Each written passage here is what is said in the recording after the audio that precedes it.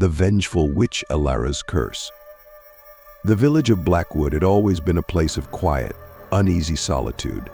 Nestled deep within a dense, ancient forest, the village was shrouded in perpetual mist, with towering trees casting long, twisted shadows that seemed to watch the villagers' every move.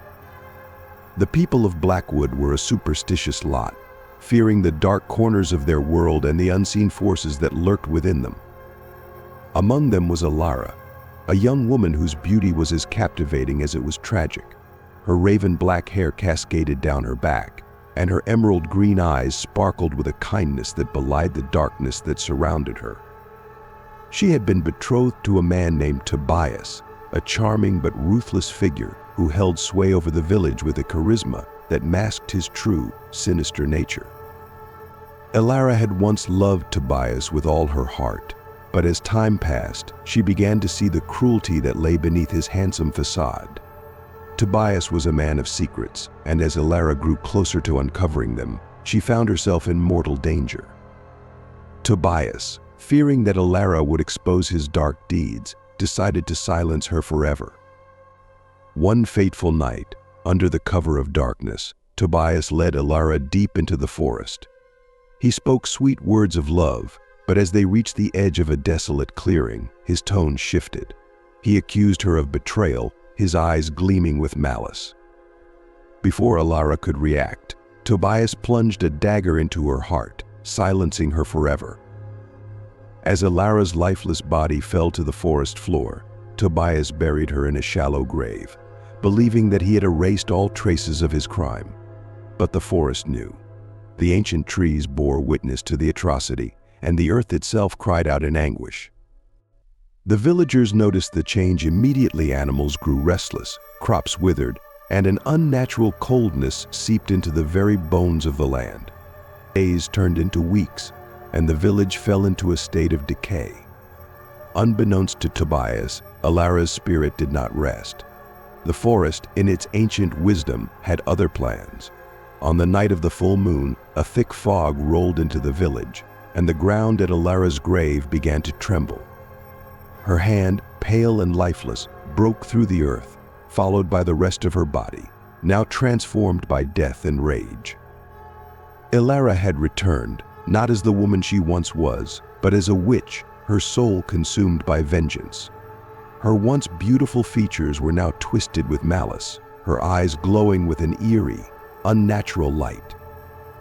The wind howled through the trees as she made her way back to the village, her presence heralded by the wails of the damned. The first to feel her wrath was Tobias. He awoke in the dead of night, a chill running down his spine. The air in his room was thick with the scent of decay, and as he opened his eyes, he saw her Elara, standing at the foot of his bed, her once lovely face now a mask of horror. Her voice, cold and hollow, whispered words of a curse that would forever bind his soul to eternal suffering. Tobias screamed, but no one came to his aid. His body convulsed in pain as the curse took hold, his flesh rotting before his very eyes. He tried to flee, but his legs would not move. Roots had grown from the ground, entangling him, pulling him down into the earth, as if the forest itself sought to reclaim him. His screams echoed through the village, but by morning, Tobias was gone, leaving behind only a patch of dead, twisted earth. But Elara's vengeance was far from over.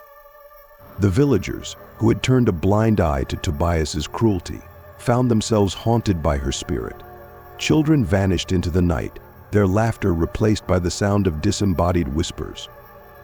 Homes once filled with warmth grew cold and dark as shadows danced along the walls, moving with minds of their own. The village priest, Father Gregory, sought to rid Blackwood of the curse. He gathered the remaining villagers in the chapel, praying for salvation. But the moment they began to pray, the candles flickered and died, plunging the chapel into darkness. A gust of wind slammed the doors shut, and Elara's voice echoed through the hallowed halls, mocking their prayers. One by one, the villagers fell to her wrath. Father Gregory, in a final act of desperation, tried to exorcise the spirit, but Elara's power was too great. The very ground beneath the chapel split open, swallowing him whole, as the cursed souls of the villagers were dragged down into the abyss. As the village of Blackwood crumbled, Elara stood at its center, her laughter ringing through the night. The once thriving village was now a desolate wasteland, overrun by the forest, with no trace left of its inhabitants save for the whispered tales of travelers who dared to venture too close. In the end, the story of Elara and Blackwood became a legend, a cautionary tale told by those who survived to warn others of the horrors that await those who betray the innocent.